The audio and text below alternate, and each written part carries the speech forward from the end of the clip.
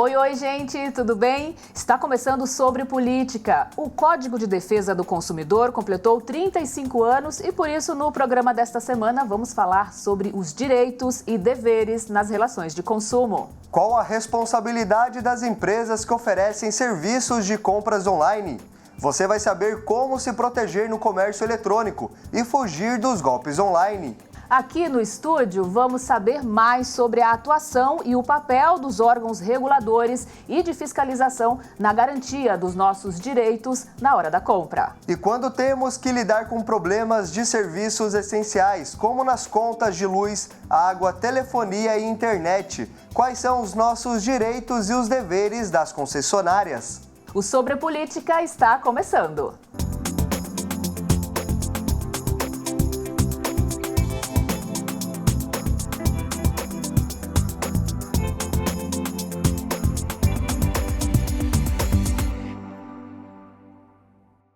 Hoje em dia, não dá para falar sobre os direitos do consumidor sem pensar nas compras online. As transações através de sites, aplicativos e redes sociais estão cada vez mais presentes no nosso cotidiano, né, Paulo? Verdade, Érica. As relações de consumo online exigem muitos cuidados que nem sempre são levados a sério na hora da compra. Como a gente pode se proteger no comércio eletrônico? Vamos conferir na reportagem. Se você não caiu em um golpe nos últimos anos, provavelmente conhece alguém que sofreu um. Jonathan, infelizmente, foi um dos milhões de brasileiros vítimas de fraudes online. Apenas neste ano, o estudante levou 2 golpes ao fazer compras pelo WhatsApp e perdeu mais de R$ 2.000. Comprando serviços online, um serviço de desbloqueio de celular. Foi combinado, pagando 50% antes e 50% depois da entrega. Só que eu paguei esses 50%, ela começou o serviço, chegou uma parte lá que para a liberação do restante tem que pagar a taxa do servidor. Falei, beleza. Aí eu fiz o Pix e ela acabou sumindo. Não tive retorno e eu acabei entrando com um BO. Jonathan ia realizar o sonho de comprar o primeiro carro, mas depois de dar entrada, não teve mais resposta do vendedor de veículos. A situação fez o jovem desistir de conquistar o bem. Eu tive uma quebra de expectativa muito grande com esses dois golpes e eu acabei voltando atrás, ficando sem mesmo, parando essa vontade de querer possuir. E cair em fraudes virtuais é muito comum no Brasil. Só no período de julho do ano passado a julho deste ano, 1 em cada 3 brasileiros sofreu um golpe na internet, o equivalente a 56 milhões de vítimas. Os dados são do Instituto Datafolha, encomendados pelo Fórum Brasileiro de Segurança Pública. A pesquisa que mede o impacto dos crimes na internet e contra o patrimônio no país aponta ainda que a perda para a população com essa modalidade de crime foi de quase 112 bilhões de reais.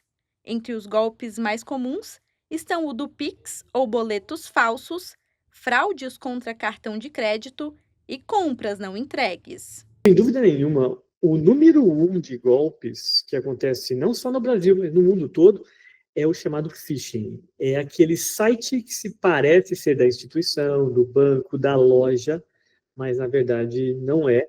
O usuário acaba acessando, fazendo compras, achando que está dentro do site verídico e não percebe ali no nome do domínio que não é igualzinho, tem alguma letra diferente.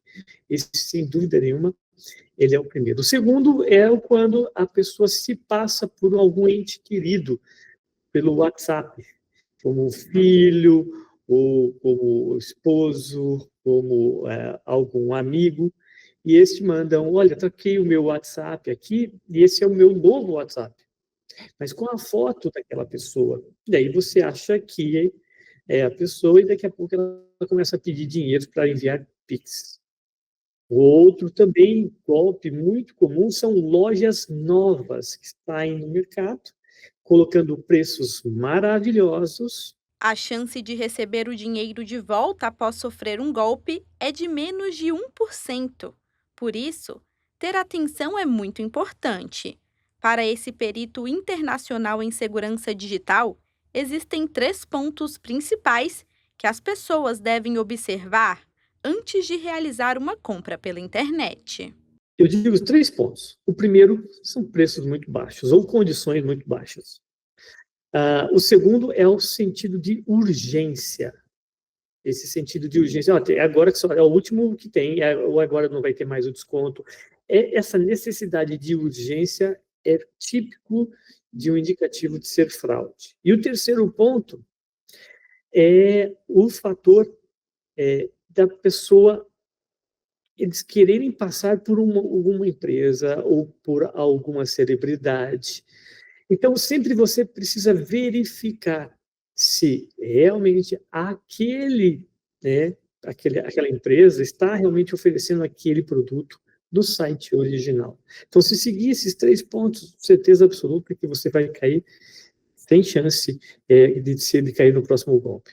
Além desses cuidados, conhecer os direitos do consumidor também é essencial para ter mais segurança ao adquirir um produto ou serviço.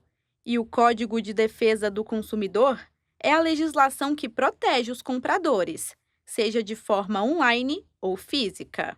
Em relação a compras online, o consumidor tem os mesmos direitos em relação a uma compra normal, em relação à garantia, que é o prazo de 90 dias para reclamar de eventuais defeitos no produto.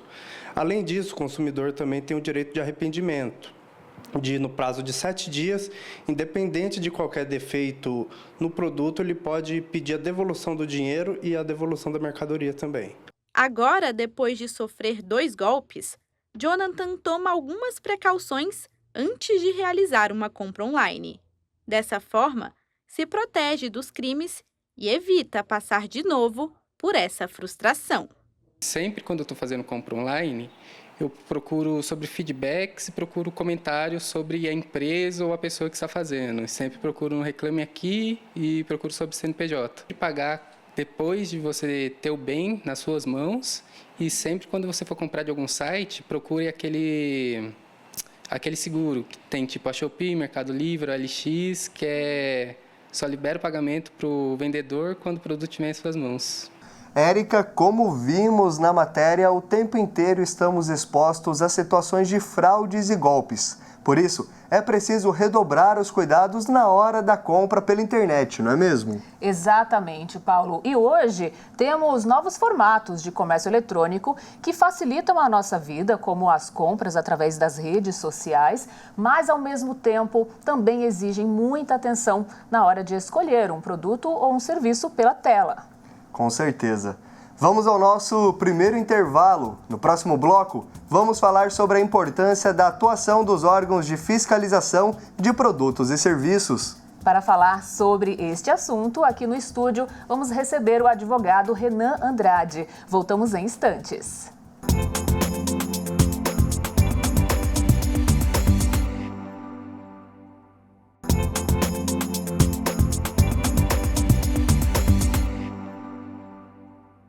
Estamos de volta e o assunto agora é a importância dos órgãos de fiscalização para a garantia dos nossos direitos como consumidores. Um trabalho que muitas vezes fica nos bastidores, mas é o que garante a eficácia e a qualidade de produtos e serviços. Paulo? Exatamente, Érica. Estes órgãos são as entidades responsáveis por fiscalizar atividades ou produtos para garantir o cumprimento de leis, normas e regulamentos, e até mesmo na proteção do consumidor.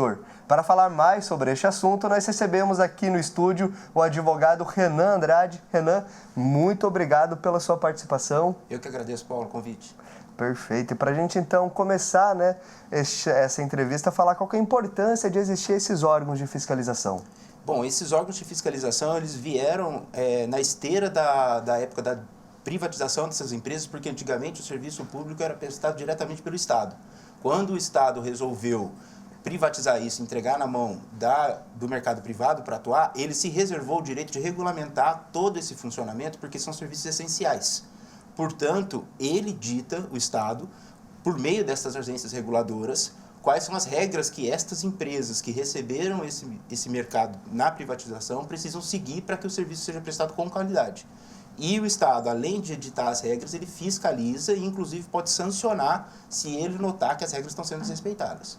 Na sua opinião, doutor Renan, esses órgãos reguladores atualmente vêm fazendo um trabalho correto ou ainda falta muita coisa? Olha, eles têm as dificuldades estruturais deles, como muitos setores no Brasil têm, porém eu entendo que as agências reguladoras, no geral, funcionam bem na regulamentação. O Brasil tem passado por privatizações, nós tivemos privatizações aqui no estado de São Paulo, inclusive recentemente, e tudo isso vem sendo feito com o acompanhamento delas. Questão de aviação, então a ANAC, por exemplo, tem participado dessas concessões de aeroportos, garantindo depois que esses aeroportos vão ter segurança para operar esses aviões, que não vão atrasar esses voos.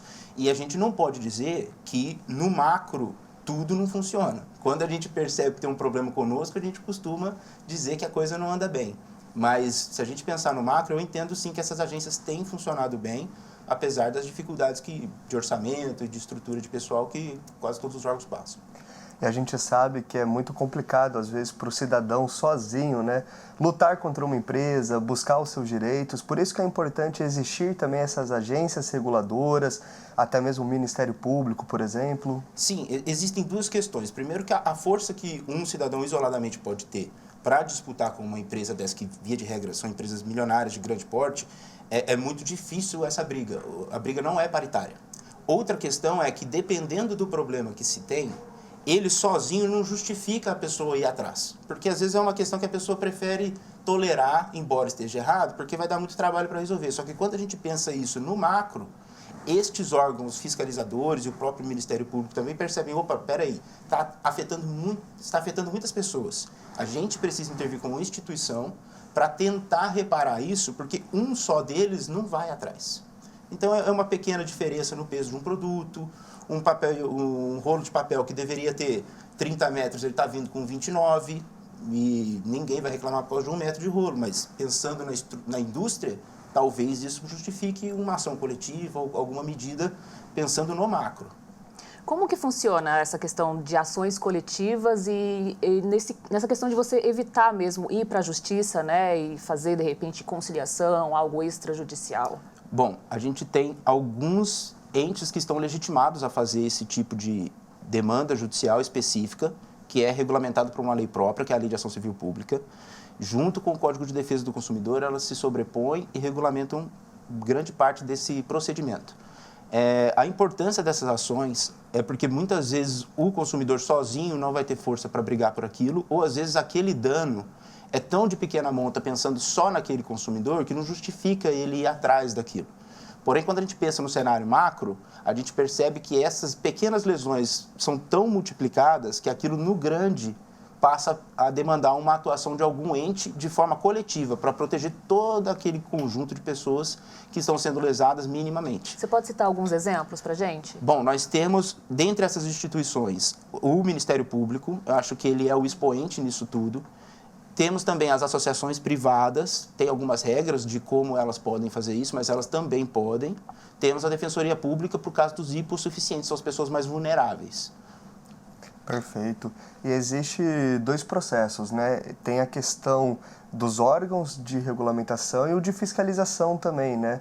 Nessas intermediações, Procon, Consumidor.gov, como que eles funcionam nessa relação de mercado? Bom, via de regra, eles recebem as demandas dos clientes, né, dos consumidores normalmente, por meio de um terceiro nível, porque eles não querem também virar caixa de reclamação.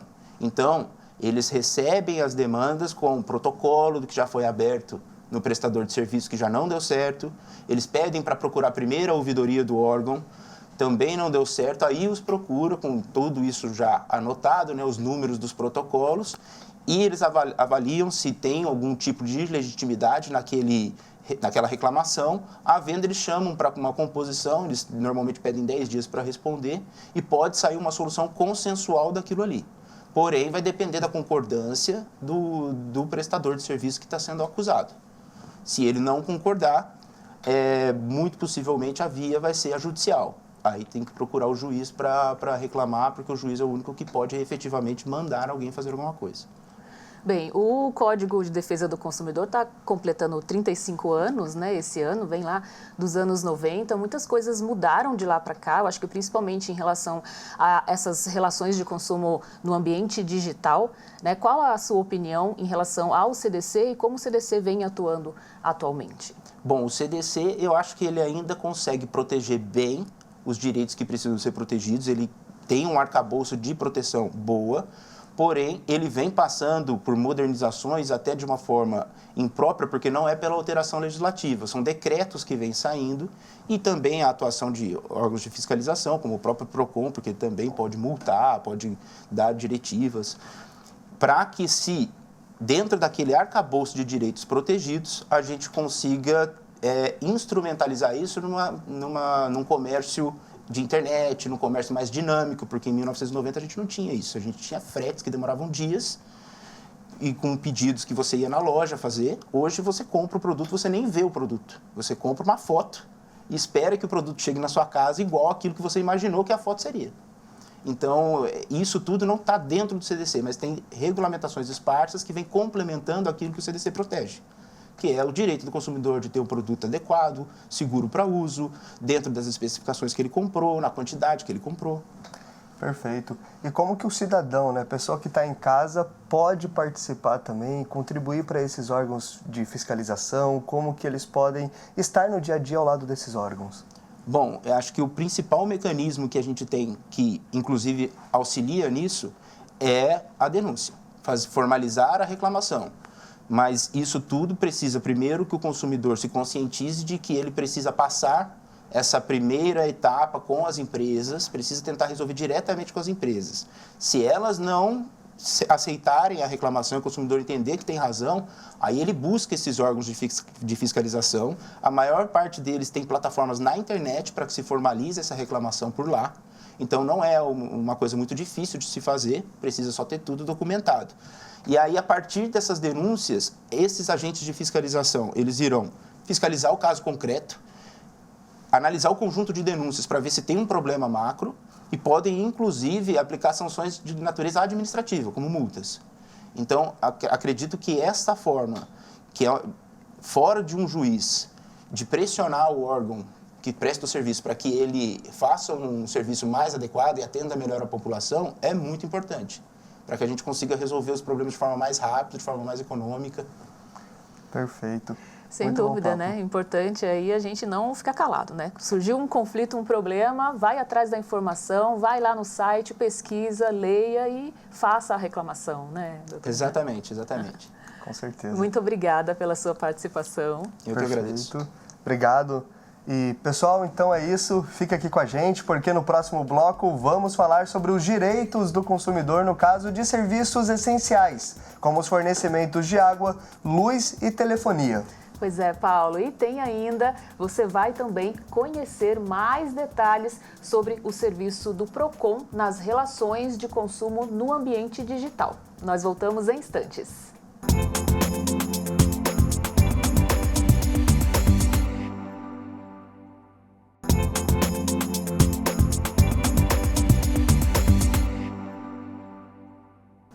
De volta com Sobre Política. Olha, como a gente comentou, né, Paulo, na entrevista, o Código de Defesa do Consumidor completou 35 anos este ano. O CDC é considerado uma das legislações mais modernas do mundo no campo da proteção e equilíbrio das relações de consumo. Desde os anos 90, é um dos instrumentos mais utilizados por cidadãos, órgãos de defesa e poder judiciário. Verdade, Érica. E aqui em São José dos Campos, antes mesmo do CDC, o PROCON iniciou suas atividades em 1989. Hoje, o PROCON é referência no Sistema Nacional de Defesa do Consumidor e vem desenvolvendo diversas ações de fiscalização, educação e prevenção, pilares fundamentais para o consumo consciente. Érica? Isso mesmo, Paulo. E para continuar sempre atualizado na proteção ao consumidor, tem também o PROCON Digital, uma forma de facilitar o contato entre o órgão e a população. Isso tudo é cidadania, é o que a gente quer realmente entregar para a população, né? Entregar o que tem de melhor, facilitando a entrada, facilitando o ingresso, né, de todo mundo que pretende, que precisa do PROCON e que pretende fazer suas reclamações e suas denúncias. Onde tem relação de consumo tem PROCON, onde tem um fornecedor oferecendo produtos, oferecendo serviços, vai ter um consumidor final e esse consumidor final, ficando insatisfeito com a entrega ou do produto ou do serviço, pode recorrer ao PROCON. Então a gente está de todas as formas atuando, né, presencialmente, virtualmente, né, na população. Muitos problemas que chegam até a gente, problemas com relações bancárias, com instituições bancárias. Essas relações vêm ocasionando alguns problemas, nosso ranking é disposto para todos verem, né? Além disso, temos as empresas de telefonia, por ser um número elevado também de reclamações, figuram entre as primeiras, e as concessionárias de serviços públicos. Quando pensamos em serviços essenciais como os fornecimentos de energia elétrica, água, telefonia, internet, é impossível não lembrar de algum perrengue, né? Seja por cortes abusivos ou falhas na prestação de serviço, como queda de energia, falta d'água ou de sinal de internet. Paulo? E eu já passei por situações assim, viu, Érica? Super complicado. Sempre que a gente precisa enfrentar estes perrengues, surgem muitas dúvidas. Quais são os nossos direitos nesses casos? É melhor sempre buscar a conciliação antes? Em que momento se deve entrar com uma ação judicial? Muitas perguntas, né? Mas principalmente o que fazer quando os serviços deixam de ser prestados ou são prestados parcialmente? É o que a gente vai descobrir agora na reportagem. É quase impossível pensar em viver sem energia elétrica e saneamento básico, né? Apesar disso ser realidade em alguns lugares, os serviços públicos essenciais são aqueles que, sem interrompidos, podem prejudicar a saúde, a segurança ou a sobrevivência da população. Eles são de responsabilidade do poder público e existem leis para regulamentar e fiscalizar a prestação desses serviços, que muitas vezes são terceirizados e feitos por empresas privadas, mas que mesmo assim continuam sendo obrigações do governo. É importante destacar que essas empresas exploram serviços públicos. Então, o nome delas ser concessionárias de serviço público é porque elas receberam uma concessão do Estado para explorarem os serviços. Essa é uma distinção muito importante porque elas nunca vão deixar de ser serviços públicos. Então, há uma série de garantias para o cidadão em razão disso, não são serviços privados. O Estado deve realizar um acompanhamento criterioso para garantir a boa execução do serviço. Quando a empresa recebe a concessão de um serviço público, ela precisa seguir uma série de regras que diferenciam o trabalho prestado de outros serviços privados comuns. O serviço público ele tem um caráter de essencialidade, ele não pode, por exemplo, ser suspenso ou cancelado de acordo com uma política arbitrária dessa concessionária. A concessionária precisa seguir regras muito bem definidas, por exemplo, na questão do inadimplemento, na questão das multas, na questão das próprias tarifas, que não são tão livres assim, são reguladas, e principalmente na questão do inadimplemento, por exemplo, ela não pode, uma determinada concessionária, ela não pode cortar o serviço em 24 horas, por exemplo, porque houve o inadimplemento da prestação por parte do consumidor. A boa execução dos serviços e o fácil atendimento aos clientes são obrigações das empresas. A gente foi até uma comunidade ribeirinha que fica no bairro Urbanova, em São José. A Isabel é vice-líder da comunidade. Ela explica que aqui o trabalho da concessionária de energia é maior quando chove. Em quase toda a chuva, a energia cai. E a queda de energia é um problema. E aí, como aqui é um bairro de pescadores, então a lei do agravante dos remédios dos idosos que toma, controlado, que precisa da geladeira, os peixes também que os pescadores pegam, usam o freezer. Então, dá problema porque acaba estragando, né? Por esse motivo, a gente sofre muito com esse negócio da falta de energia. O poder público também pode agir para garantir o serviço em caso da falta dele. Na última vez aqui na comunidade, o vereador Sidney Campos entrou em contato com a concessionária para questionar sobre o abastecimento. Toda ajuda é muito bem-vinda para nós aqui, porque a gente precisa dessas pessoas para estar nos ajudando com essas coisas, porque o que a gente pode fazer, a gente faz, mas isso daí não dá para nós fazermos, né? Tipo, poda das árvores, arrumar essa fiação, que essa fiação é muito antiga, vem desde 2012, que foi quando colocou energia aqui no bairro, nunca foi trocada. Então, ou seja, a gente precisa desse respaldo aí, precisa desse cuidado da parte deles, que podem fazer isso, né? Mas além da energia elétrica e do saneamento básico, nos últimos anos, outro serviço ganhou a classificação de essencial. Embora não seja um serviço público tradicional, um decreto de 2020 definiu a internet como um serviço essencial. A ação visa proteger o acesso do cidadão a este meio que é fundamental para a comunicação, o trabalho, a educação e o acesso à informação. Com o advento da Covid, foi editado um decreto presidencial que considerou a internet também como um serviço essencial. Não era antes, se passou a ser, dada essa conjuntura social que a gente vive hoje, né? Muito importante, principalmente para pessoas que fazem trabalho via home office ou pagam contas pela internet, resolvem tudo pela internet, acabou se tornando o declarado pelo próprio Estado como um serviço essencial. A Câmara de São José se atenta com a qualidade dos serviços públicos essenciais para a população. É papel do Legislativo fiscalizar as empresas responsáveis pelo trabalho. O abastecimento de água já foi tema para uma comissão especial de inquérito recentemente. Fui presidente desta comissão.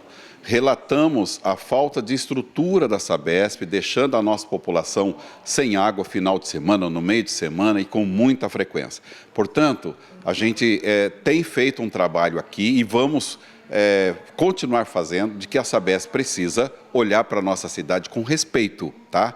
A nossa população merece um atendimento realmente de qualidade, tá? E a energia, a EDP também tem os seus pontos que de fato deixa muito a desejar, tá? Mas a Câmara Municipal está aqui de braço aberto para colher as denúncias e a gente trabalhar em cima deles para que eles possam resolver os problemas. O Legislativo está sempre disposto a ouvir as reclamações ou sugestões de melhorias dos munícipes no trabalho das empresas prestadoras do serviço. Tudo visando a melhoria e o bem-estar da população.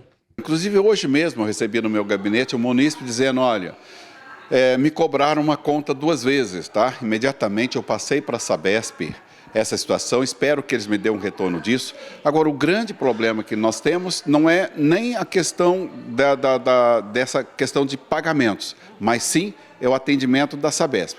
Pois é, Paulo, como a gente viu na matéria, são muitos problemas, desde cobranças abusivas até mesmo a falha na prestação de serviço. Com certeza, Érica, é um tema muito sério. Serviços essenciais, eles são importantes para o dia a dia das pessoas e quando isso não acontece da maneira correta, sempre provoca transtornos.